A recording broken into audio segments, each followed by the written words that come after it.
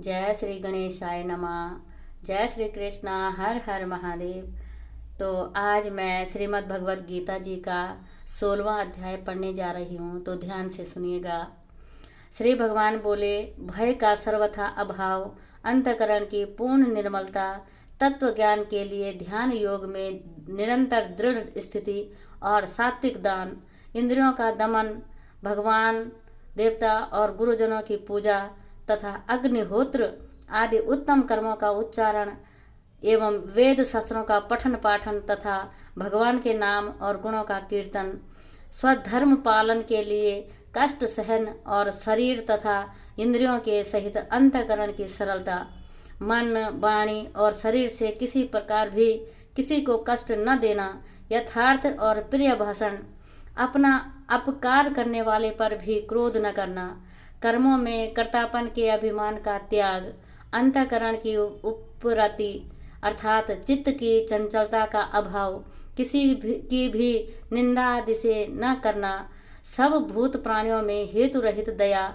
इंद्रियों का विषयों के साथ संयोग होने पर भी उनमें आसक्ति का न होना, कोमलता, लोक और शस्त्र से विरुद्ध आचरण में लज्जा और व्यर्थ चेष्टाओं का अभाव, तेज, क्षमा, धैर्य, बाहर की शुद्धि एवं किसी में भी शत्रुभाव का न होना और अपने में पूज्यता के अभिमान का अभाव, ये सब तो हे अर्जुन दैवी संपदा को लेकर उत्पन्न हुए पुरुष के लक्षण हैं। हे पार्थ, दंभ, घमंड और अभिमान तथा क्रोध, कठोरता और अज्ञान भी ये सब आसुरी संपदा को लेकर उत्पन्न हुए पुरुष के लक्षण हैं। दैवी संपदा मुक्ति के लिए और आसुरी संपदा बांधने के लिए मानी गई है।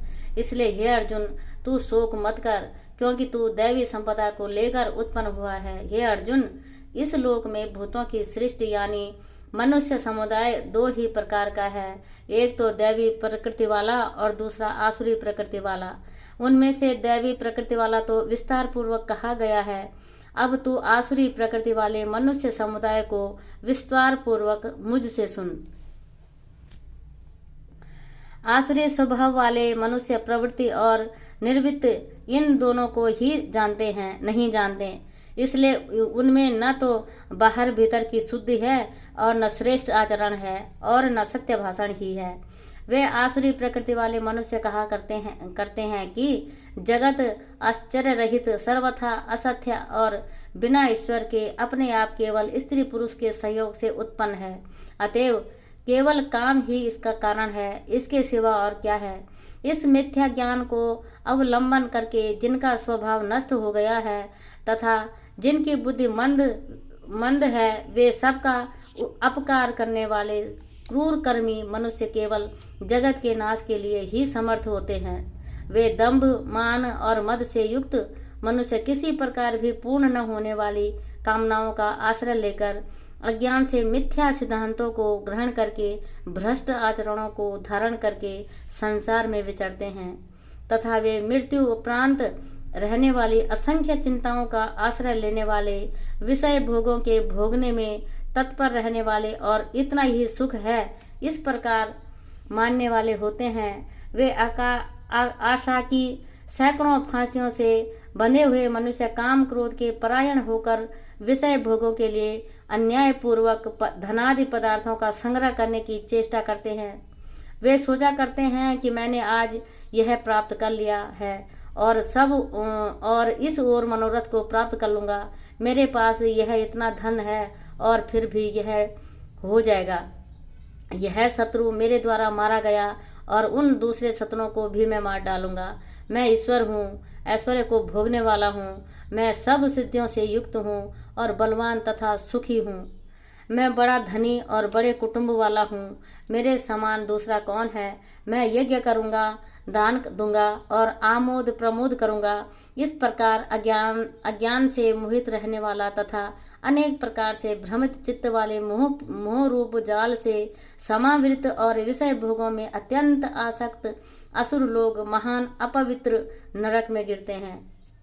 वे अपने आप को ही श्रेष्ठ मानने वाले घमंडी पुरुष धन और मान के मद से युक्त होकर केवल नाम मात्र के यज्ञों द्वारा पाखंड से शास्त्र विधि रहित यजन करते हैं। वे अहंकार, बल, घमंड, कामना और क्रोध आदि के परायण और दूसरों की निंदा करने वाले पुरुष अपने और दूसरों के शरीर में स्थित मुझ अंतर्यामी से द्वेष करने वाले होते हैं। उन द्वेष करने वाले पापाचारी और क्रूर कर्मी नराधमों को मैं संसार में बार बार आसुरी योनियों में ही डालता हूँ। हे अर्जुन, वे मूढ़ मुझको न प्राप्त होकर ही जन्म जन्म में आसुरी योनि को प्राप्त होते हैं, फिर उससे भी अति नीच गति को प्राप्त होते हैं, अर्थात घोर नरकों में पड़ते हैं।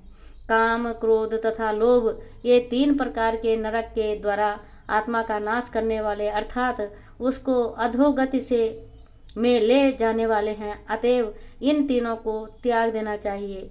हे अर्जुन, इन तीनों नरक के द्वारों से मुक्त पुरुष अपने कल्याण का आचरण करता है, इससे वह परम गति को जाता है, अर्थात मुझको प्राप्त होता है। जो पुरुष शास्त्र विधि को त्याग कर अपनी इच्छा से मनमाना आचरण करता है, वह न सिद्धि को प्राप्त होता है, न परम गति को और न सुख को ही प्राप्त होता है। इससे तेरे लिए इस कर्तव्य और अकर्तव्य की व्यवस्था में शास्त्र की ही प्रमाण है। ऐसा जानकर तू शास्त्र विधि से नियत कर्म ही करने योग्य है। जय श्री कृष्णा।